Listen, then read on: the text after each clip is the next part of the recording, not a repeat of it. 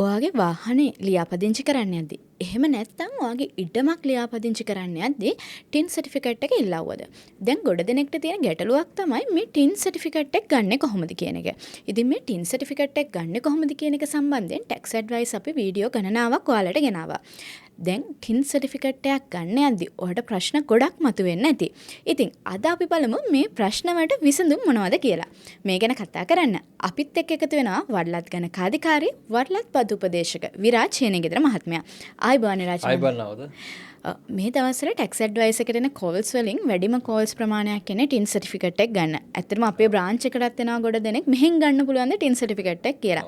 ඉතින් මේ tin certificate එක ගන්න යද්දී ගොඩ දෙනෙක්ට ප්‍රායෝගිකව ගැටලු ගොඩකට මුහුණ දෙන්න සිද්ධ වෙනවා. මොනවද මේ ගැටලු? ඒවට මොනවද අපිට දෙන්න පුළුවන් විසඳුම්? ගොඩක් හොඳ ප්‍රශ්නයක්. මේ අද ප්‍රශ්න වලට උත්තර මම කියනට වඩා මේක මම නවෝදගෙන් අහනවා. මොකද නවෝද ගොඩක් ප්‍රායෝගිකව මේකට මුහුණ දෙන හින්දා.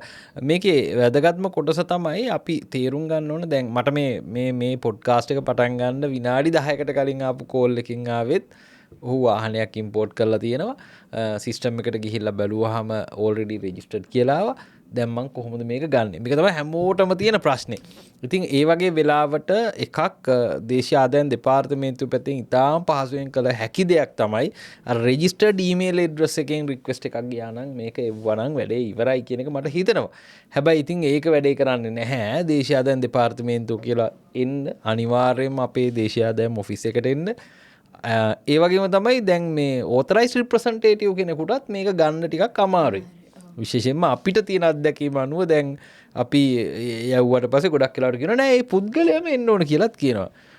නවෝදාගේ ටීම් එකට මුහුණ දෙන්න උන ප්‍රැක්ටිකල් ප්‍රශ්න ටික පොඩ්ඩක් අපි කියලමුද?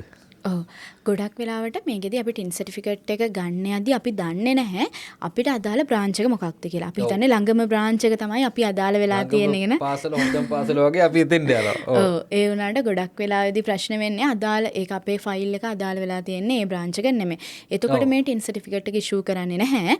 ඒකෙදි කියනවා අපිට අදාළ බ්‍රාන්ච් එකටම යන්න කියලා.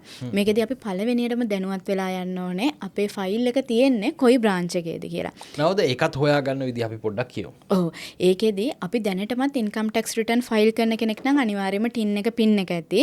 ලොගින් එකෙන් ලොග් වුණාට පස්සේ ඔයාලට බලා ගන්න පුළුවන් ටැක්ස් පේ රෙජිස්ට්‍රේෂන් ඩීටේල්ස් වලට ගියාපුවාම අදාළ බ්‍රාන්ච් එක තියෙනවා. උදාහරණයක් විදිහට මහනුවර නම් මහනුවර කැන්ඩි කියන එක පෙන්නනවා. එතකොට අපේ අදාළ බ්‍රාන්ච් එක මහනුවර නම් අපි මහනුවරට ගිහිල්ලා තමයි ගන්න ඕනේ. මේකෙදි තියෙන ප්‍රධාන ගැටලුව තමයි අපි ඉන්කම් ටැක්ස් රිටර්න් ෆයිල් කළා නැත්තම්. එතකොට මේ ටින් සර්ටිෆිකේට් එක ඉෂුව කරන්නේ නැහැ. එයා අනිවාර්යයෙන්ම ඉන්කම් ටැක්ස් රිටර්න් ෆයිල් කළා පෙන්ඩින් මොකුත්ම නැතුව තමයි ටින් සර්ටිෆිකේට් එක ගන්න යන්න ඕනේ වෙන්නේ.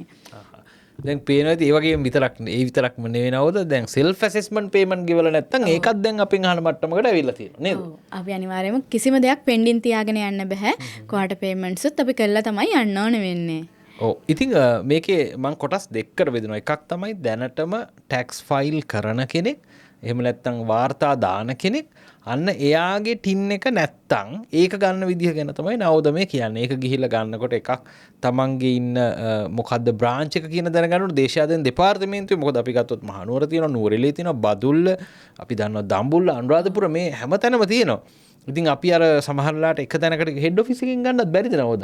හෙඩ් ඔෆිස් එකකින් ගන්න පුළුවන්. හෙඩ් ඔෆිස් එකකින් ගන්න පුළුවන්. ඒක එතනදී අදාළ වෙන්නේ නැහැ. ඔව් ඒකත් මතක තියාගන්න ඕනේ. එතකොට කොළඹ වලින් ගන්න පුළුවන්. හැබැයි මේ ප්‍රාදේශීය වගේ අපිට ආපු මේ අවිල්ල ප්‍රැක්ටිකලි අපිට වෙච්ච දේවල් අපි කියන්නේ. ඒක නිසා මේක අපිට ප්‍රූෆ් පිටින් කියන්න පුළුවන් මේ වුණ දේවල්. ගෙවලා නැත්තම් ගෙවාගෙන යන්නත් ඕන. අනිත් එක දැන් මෙතන මෙහෙම බැලුවොත් අපි හිතමු නවෝද අලුතින් වාහනයක් ඉම්පෝට් කළා එයා දන්නේවත් නැහැ ටැක්ස් ෆයිල් එකක් තියෙනවා. අන්න ඒ වගේ වෙලාවට දැන් ඔබම යා යුතුයි. ඉතින් මේකෙදී අපිට මම ඇත්තටම බැලුවේ අර දේශීය ආදායම් දෙපාර්තමේන්තුව ඔප්ෂන් එකක් දුන්නනේ නවෝද අර එම්ප්ලොයර්ස්ලාට බල්ක් රික්වෙස්ට් එකක් අරගෙන ටින් එක මොකද්ද කියලා දැනගන්න පුළුවන්. ඒක හරහාට දීපු ඊමේල් ඇඩ්‍රස් එක හරහා අපිට ගන්න බැරිද? ඉන්ෆෝ හරහා පුළුවන්. ඒක හරහා අපිට ටින් එක ගන්න පුළුවන්. ඊට පස්සේ ඒ හරහාම අපේ ඊමේල් එක අප්ඩේට් කරගන්නත් පුළුවන්. ඊට පස්සේ අර විදිහටම අපේ ඊමේල් එක අප්ඩේට් කරගත්තට පස්සේ අපි බලනවා මොකක්ද අපිට අසයින් වෙලා තියෙන බ්‍රාන්ච් එක කියලා.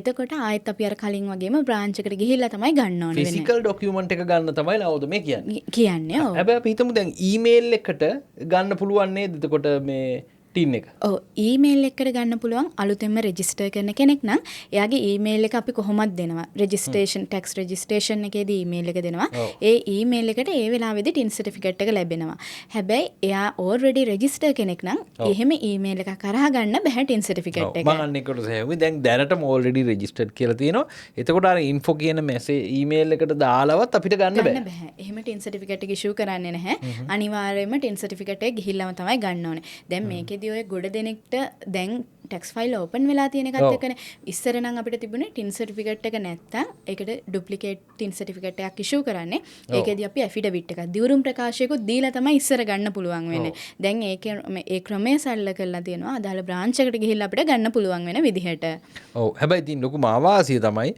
මෙච්චර ඩිජිටලයිස් වෙච්ච වර්ල්ඩ් එකේ ඔය ඩොකියුමන්ට් එක ගන්න අපි දේශාදන් දෙපාර්තමේන්තුවට යන්න වෙලා තියෙනවා ඒක හෝල් කරන්නත් එක තනක් වාහනයක් වගේ ඉම්පෝට් කරාම අනිවාර්යයෙන්ම මේකේ කොපි එක ඉල්ලනවා නේද RMB රෙජිස්ට්‍රේෂන් එකේදී අපෙන් අනිවාර්යයෙන්ම ඉල්ලනවා ඉතින් අපෙන් ගිය පාර වගේ පොඩි අදහසක් දෙවුනේ අපි කියන්නේ දැන් ඇත්තටම බැංකු වලට දුන්නනේ දේශාදන් දෙපාර්තමේන්තුව සොෆ්ට් කොපි ඇක්සෙප්ට් කරන්න කියලා ඇයි දේශාදන් දෙපාර්තමේන්තුවට සොෆ්ට් කොපි එවන්න බැරි එහෙනම් නේද ඉතින් සොෆ්ට් කොපි එව්වනම් මේ වැඩ ගොඩක් පහසු වෙනවා ඔය ෆිසිකල් ඩොකියුමන්ට් එක ගන්නවට වඩා ඉතින් සොෆ්ට් කොපිය ඉතින් මේ ඩිජිටලයිස් වෙනවා නම් මම හිතන්නේ මේ දේ තමයි වෙන්න ඕන කියලා ඉතින් ඔන්න ගිය සතියේ වගේම මේ සතියේත් අපි ආව අලුත්ම අලුත් ප්‍රශ්නයක් අරගෙන. ඉතින් මේ සතියේ ප්‍රශ්න අහන කලින් මම දන්නවා හැමෝම බලාගෙන ඉන්නවා ගිය සතියේ ජයග්‍රාහකයා කවුද කියලා. ඉතින් ගිය සතියේ ජයග්‍රාහකයා තමයි ධනංජය ලේකම්ගේ අපේ උණුසුම් සුබපැතුම්. ඉතින් මේ සතියේ ප්‍රශ්නේ මොකද්ද? මේ සතියේ ප්‍රශ්නේ තමයි ෆ්‍රීලාන්ස් ඉන්කම් එකක් තියෙන පුද්ගලයෙකුගේ බදු ගණනය කිරීමේදී බදු ගණනය වෙන උපරිම ප්‍රතිශතය කීයද? ඉතින් අපි ප්‍රශ්න අහලා නවතින්නේ නැහැ. අපි උත්තරයක් දෙනවා. උත්තරේ A 36. උත්තරේ B 15. උත්තරේ C 24.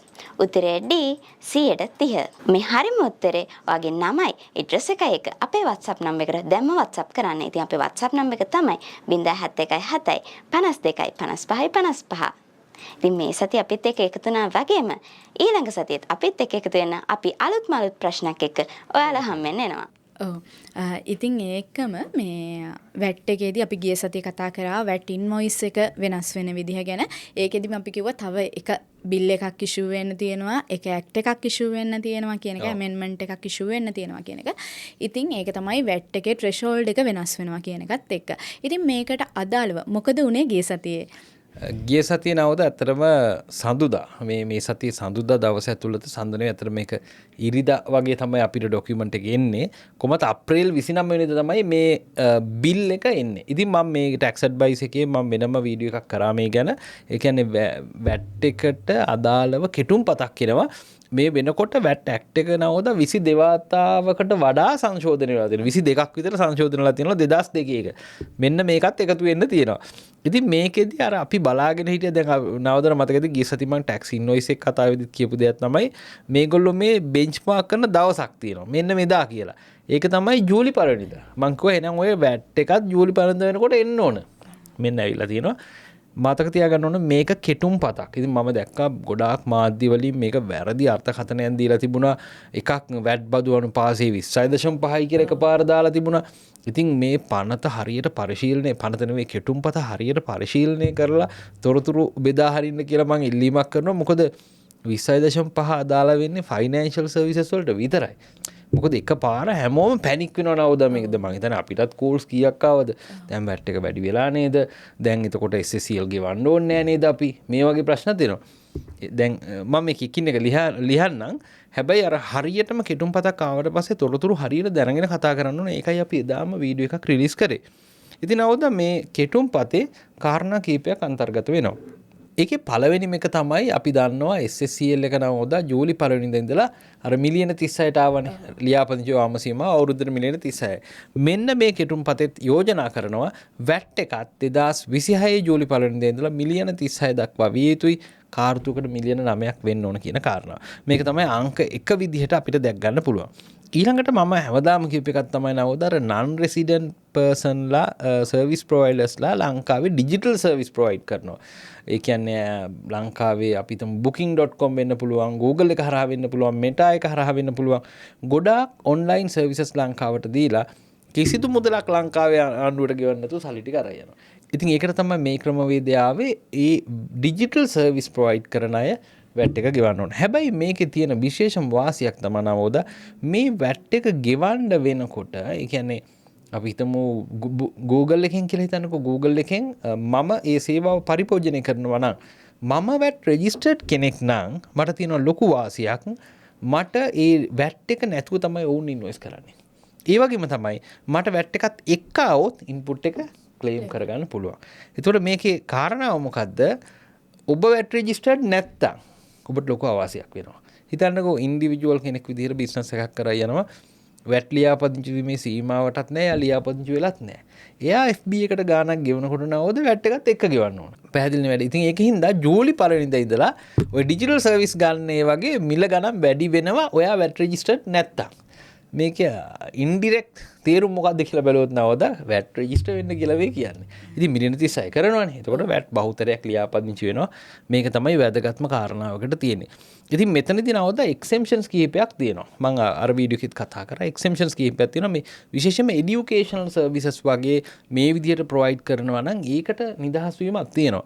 ඉතින් මෙතනදී බලන්න ඕනේ. කියන්නේ හැම එකමත් ලයබල් නෑ. හැබැයි ගොඩක් ඒවා ලයබල්. ඉතින් එතනදී අර non resident person කියන්නේ කවුද, ෆික්ස් ප්ලේස් එකක් කියන්නේ මොකද්ද ලංකාවේ මේ කෙටුම්පතේ මේ හැම දෙයක්ම විග්‍රහ කරලා තියෙනවා. මගේ ඩීටේල් වීඩියෝ එක බලන්න කියමු නවෝද ඒකේ මම ඔක්කොම එක්ස්ප්ලেইন කරනවා. මම වැදගත්ම කාරණා කීපයක් විතරක් කියන්න. වැට් ඔන් ෆයිනෑන්ෂල් සර්විස් එක දැනට තියෙන 18%යි.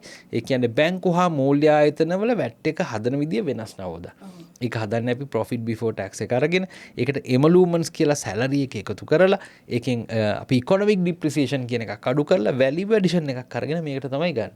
මේකෙදී දැන් අනුපාතය තිබුණේ 18යි.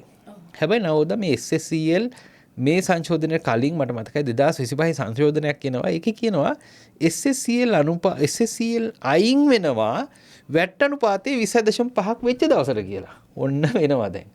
දැන් වැට් එක 20.5ක් වෙනවා කියන එකේ තේරුම මොකද්ද? තේරුම මොකද්ද කියලා ගත්තොත් එහෙම 18ට 2.5ක් එකතු කරන්න. 20.5යි. එතකොට ඇත්තටම බැංකු වාර්තා දෙකක් දාන්නේ බොරු වැඩ කරන්නේ නෝද? ඉතින් ඒකින්ද මේගොල්ලෝ කරලා තියෙන්නේ අර වැට් එකේ ප්‍රතිශතය වැඩි කරලා. එතකොට 20.5ක් තමයි ගෙවන්න ඕන ජූලි 1 වෙනිදා ඉඳලා 2026. ඉතින් මේක අදාළ වෙන්නේ වැට් ඔන් ෆයිනෑන්ෂල් සර්විස් වලට. ඉතින් බැංකු වලට ලොකු හිට් එකක්. ඒ කියන්නේ අපිට මේක පාස් ඩවුන් වෙයිද නෑ. එහෙම බලපෑමක් වෙන්නේ නෑ. මේ ඇවිල්ලා ටැක්ස් දෙකක් තිබ්බ එකක් කරපු එකක් විතරයි. ඉතින් ඊට අමතරව තව වැදගත්ම දෙයක් වෙන්න නියමිතයි නවෝද අර මේක මං අනිත් ඒවා ඩීටේල් කතා කරපු ඉඳන් මේක විතරක් මං කතා කරන්න. අර පොස් සිස්ටම් එකක් ගැන අපි කිව්වේ මෙන්න එන්න යනවා secured POS system approved by the Inland Revenue Department. ඒක දේශාදායන දෙපාර්තමේන්තුව POS system එකක් point of sale එකක් අපි අඳුරලා දෙයි ඉදිරියේදී. ඒතර හැම tax invoice එකක්ම මේ system එක හරහා යන්න ඕනේ. මම අර වීඩියෝ එකෙදිත් කියනවා ලෝකේ වෙනත් රටවල් මේක භාවිතා කරනවා. එසැනින් දේශීය ආදායම් දෙපාර්තමේන්තුව දැනුවත් වෙන්නත් පුළුවන්. ඒ වගේම පාරිභෝගිකයන් දැනුවත් වෙන්නත් පුළුවන්. ඒ වගේම මර්චන්ට් දැනුවත් වෙන්නත් පුළුවන්. ඒක නිසා මේ වගේ ක්‍රමවේදයක් ආවොත් දැන් මේ බිල් එකේ තියෙන නවද මේ ඉම්ප්ලිමෙන්ටේෂන් එක වෙන්න ඕන මේ පනත ඇවිල්ලා මාස 3ක් ඇතුළත. මාස 3ක් ඇතුළත POS සිස්ටම් එකක් එයි. දැන් මට මෙතන පොඩි ප්‍රශ්නයක් ආවා. දැන් POS සිස්ටම් එකෙත් නවෝදා ඉන්වොයිස් එකක් හරි මොකක් හරි ජෙනරේට් වෙනවා නම් දැන් ටැක්ස් ඉන්වොයිස් එකට අදාළ ෆෝමැට් එක දුන්නානේ ජූලි පළවෙනිදා ඉඳලා එන්න ඕන කියලා. දැන් මේ දෙකම එක වෙන්න ඕනනේ.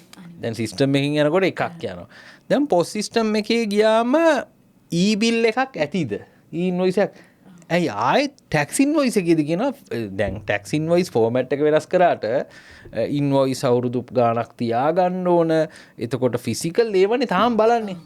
එක පැත්තක් අපි ඩිජිටලයිස් කරනවා. හැබැයි ඒකට දාලා නීතිය පරණ එකමයි. මං හිතනවා ඒක වෙනස් වෙයි කියලා. මොකද POS සිස්ටම් මේවා ඉතාම හොඳයි. POS සිස්ටම් එන්න ඕනනේ. එන්න ඕන. එතකොට තමයි හරි ක්‍රමවේදයකට යන්නේ. හැබැයි ක්‍රමවේදය එනවත් එක්කම ඒකට අදාළ පරණ නීති රීති අයින් වෙන්න ඕන. VAT tax invoice එකේ තියෙන ෆීල්ඩ්ස් ටික තියාගන්න එක හොඳයි. ඒක POS සිස්ටම් එකට දාන්න පුළුවන්. දැන් අපි දැක්කොත් එහෙම tax invoice එකේ ෆෝමැට් එක දැක්කම නවෝද සමහර ඒවා mandatory සමහර ඒවා optional ඔහොමම දීලා තියෙනවා. මම මේක Patreon එකේ නවෝද ඩීටේල් කතා කරා. ඒ කියන්නේ tax payer කෙනෙකුට කොහොමද මේක වෙනස් වෙන්නේ? invoice එක වෙනස් වුණාම ඔය කියන POS සිස්ටම් එකට POS සිස්ටම් එකකට ඔය ඔක්කොම ගේන්න පුළුවන්. ගේන්න වෙනවා මං කියන්නේ මේ තියෙන නීතිමය තත්ත්වය උඩ. එතකොට මේ POS සිස්ටම් එක ආවහම යාට ඉලෙක්ට්‍රොනිකලි යා ඊමේල් එකක් යවුවොත් එතකොට ඒක ස්ටෝ කරලා තියෙන එක ඇතිද? ඊට පස්සේ ෆිසිකල් මේක ප්‍රින්ට් කරන්න ඕනද? ආයෙත් එහෙම වුණොත් ආයෙ ඩුප්ලිකේට් වෙනවා. ඒක නිසා මේ වගේ දේවල් බලන්න වෙනවා. ඉතින් කොහොම වුණත් මේ පෝස්ට් සිස්ටම් එකේ එනවා. ඊට පස්සේ ඉන්පුට් ක්ලේම් සම්බන්ධව ගොඩාක් චේන්ජස් තියෙනවා. ඒ වගේම ගොඩක් දේවල් තියෙනවා. මම ඒකට වෙනම වීඩියෝ එකක් කරපු නිසා නවද ඒක බලන්න කියලා කියමු අපි. මේ වැදගත්ම දේ threshold එක අඩු වෙන එක, ලියාපදිංචිවම සීමාව අඩු වෙනවා. ඉතින් මේකත් එක්ක ලංකාවේ ඔන්න දැන් SSCL එක තැනකට ගෙනාවා. වැටුත් එක තැනකට ගෙනාවා. දෙකම මිලියන 36 දක්වා වෙනවා ජූලි මාසේ පළවෙනිදා ඉඳලා. ඔව් මේකෙදී අපි කලිනුත් කිව්වනේ මේක වෙනස් වෙනවා කියලා අප්‍රේල් 1 වෙනිදා ඉඳන් වෙනස් වෙනවා කිව්වා. ඒකෙදී ගොඩ දෙනෙක් මාර්තු ඉඳන් රෙජිස්ටර් වුණා, වැට් රෙජිස්ටර් වුණා. මොකද අප්‍රේල් 1 වෙනිදා ඉඳන් මේක මිලියන 36කට අඩු වෙනවා කිව්ව හින්දා. දැන් මේක ආයි කියන 7 වෙනි මාසේ 1 වෙනිදා ඉඳන් මේක වෙනස් වෙනවා මිලියන 36කට අඩු වෙනවා කියලා. එතකොට දැන් ඉඳන්ම වැට් රෙජිස්ටර් වෙන්න ඕනද? කරුණා කරලා එපා. ඇයි දැම්ම වැට් රෙජිස්ටර් වෙන්නේ? දැම්ම වැට් රෙජිස්ටර් වුණත් හැබැයි නවද මේ පාර මෙහෙම පොඩි වාසියක් තියෙනවා. දැන් හිතන්නකෝ රීටේල් ඇන්ඩ් හෝල්සේල් කෙනෙක් කියලා. අන්න ඒ වගේ කෙනෙක් රෙජිස්ටර් වුණොත් එයා මිලදී ගත්ත ස්ටොක් එකක් තියෙනවනේ. අන්නේ මිලදී ගත්ත ස්ටොක් එකේ වැට් එකක් තියෙනවා නම් ඒක අඩු කරගන්න දෙනවා. ඒ කියන්නේ සාමාන්‍යයෙන් අපි දන්නවා වැට් එක ලියාපදිංචි වෙච්ච දවසේ ඉඳලා ගත්තේ වටනේ ඉන්පුට් එක ක්ලේම් කරන්න පුළුවන්. නමුත් ඩීම් ඉන්පුට් වැට් එකක් මේ බිල් එකේ දාලා තියෙනවා. ඒක ඉතාම හොඳ ප්‍රවේශයක් විශේෂයෙන්ම මේ රීටේල් ඇන්ඩ් හෝල්සේල් අයට. මොකද ඒගොල්ලෝ හැමදාම කියන එක තමයි රෙජිස්ටර් වෙච්ච ගමන් ගත්ත බඩු වලට මොකද මහත්තයා කරන්නේ කියලා අහුවම අපිටත් උත්තර නැති වුණා. ඉතින් මේ යෝජනාව තියෙනවා. ඉතින් ඒක ඔබ තීරණය කරන්න. දැන් මෙහෙමනේ සමහර ඒවාට ඔප්ෂන් නැහැ. ඉම්පෝර්ටර් කෙනෙක් නම් ඔප්ෂන් නැහැ. අනිවාර්යෙන් මැන්ඩටරි වැට් රෙජිස්ට්‍රේෂන් යන්න ඕන. ඉතින් මේකේ කියන්නේත් ඔය මං කියපු ඉන්පුට් රෙස්ට්‍රික්ෂන් එක එන්නේ අප්‍රේල් 1 වෙනිදායින් පස්සේ රෙජිස්ටර් කරන අයට. එතකොට ඉන්පුට් වැට් එක අපිට අඩු කරගන්න පුළුවන්. ඩීම් ඉන්පුට් වැට් එකක් කියනවා අප්‍රේල් 1 වෙනිදා ඉඳලා. ඉතින් ඔබට වාසි නම් ඔබ ඒකට යන්න. ඉතින් එහෙම නැතුව ඒ ලියාපදිංචි සීමාවට අවමේ තියෙනවා නම් ඔබ මේක රෙජිස්ටර් වෙනවා කියලා කියන්නේ මං කියන්නේ නීතිය එනකන් ඉන්න එක වඩා හොඳයි නවද? ඔය වාසි ගන්න පුළුවන් නම් ඊට කලින් කරන්න. හැබැයි මේක නැවතත් කෙටුම්පතක් මං කියන්නේ. පනත ඇවිල්ලා නැහැ. අපි හිතමුකෝ මේ පනත 7 වෙනි මාසේ 1 වෙනිදා ඉඳන් ආවා කියලා. ඉතින් එතකොට මෙයාට ලියාපදිංචි වෙන්න පුළුවන් අවසාන දිනේ කවද්ද? මේ පනත කියන එකක්නේ නවෝදා සාමාන්‍යයෙන් නම් දවස් 15ක් ඇතුළතනේ කියන්නේ සමන්ගේ සීමාව ඉක්මවා වෙලා දවස් 15ක් ඇතුළත.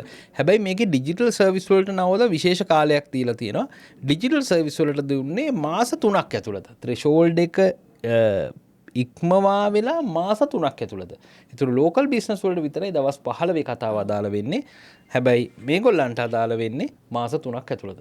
ඒකෙදි ගොඩ දෙනෙක් අපිට කලින් සැරේදිත් කෝල් කරලා කිව්වා අපි දන්නේ නැතුව වැට් එකට රෙජිස්ටර් වුණා. දැන් අපි මොකක්ද කරන්න කියලා. ඉතින් හදිස්සි වෙලා වැට් රෙජිස්ටර් කරන්න ඕනේ නැහැ. 7 වෙනි මාසේ 1 වෙනිදායින් පස්සේ ඔයාගේ ත්‍රෙෂෝල්ඩ් එක මිලියන 36කට වඩා වැඩි වෙනවා නම් ඔයා වැට් එක රෙජිස්ටර් කරගන්න පුළුවන්.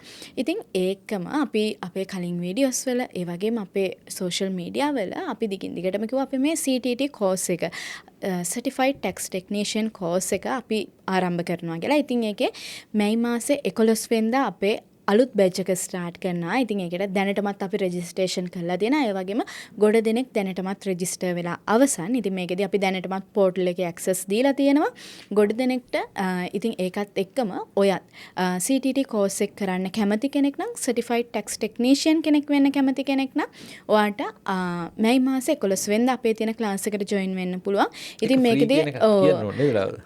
මේකෙදි අපි පළවෙනි දවසේ free. ඉතින් ගොඩ දෙනෙක් දන්නේ නැහැ කොහොමද වෙන්නේ කියලා. ඉතින් ඒ දේවල් දැනගන්න ඒ වගේම අපේ ක්ලාස් එක කොහොමද වෙන්නේ කියලා බලාගන්න ඔයාලට පළවෙනි දවසේ ෆ්‍රී ජොයින් වෙන්න පුළුවන්. ඊට පස්සේ ඔයාලට අපිත් එක්ක ලියාපදිංචි වෙන්න පුළුවන්. ලියාපදිංචියෙන් පස්සේ අපි මේක ඉන්ටර්විව් එකක් තියලා මේ ඉන්ටර්විව් එකෙන් පස්සේ තමයි ඔයාගේ ලියාපදිංචිය අවසන් වෙන්නේ. මැයි 11 වෙනිදා අපේ CTT course එකේ පළවෙනි දවසේ පටන් ගන්නවා. ඉතින් ඒකට ඔයත් කැමති නම් අපිට WhatsApp පණිවිඩයක් එවන්න. එහෙම නැත්නම් අපිට කතා කරන්න. ඉතින් ඒ වගේම මේ registration link එකත් අපි description එකේ තියන්නම්. මේකෙන් register වෙලා පළවෙනි දවසේ ෆ්‍රී ජොයින් වෙන්න. ඊට පස්සේ අපිත් එක්ක දිගටම ලියාපදිංචි වෙලා කෝස් එක කරන්න පුළුවන්. ඉතින් ඔයාලට අප්ඩේටඩ් ටැක්ස් ටෙක්නීෂියන් කෙනෙක් වෙන්න ඕන නම් ඒ වගේ මේක CPD එක කෝස් එක ඉවර වුණාට පස්සෙත් අපි ඔයාව දැනුවත් කරනවා. ඉතින් ඔයත් අප්ඩේටඩ් ටැක්ස් ටෙක්නීෂියන් කෙනෙක් වෙන්න ඕන නම් මේ CTT කෝස් එකට ජොයින් වෙන්න පුළුවන්. ඉතින් අද දවසේ අපිත් එක්ක එකතු වුණාට ඔබතුමාට ස්තුතියි. ඒ වගේම බලන් ඉන්න ඔයාටත් ස්තුතියි.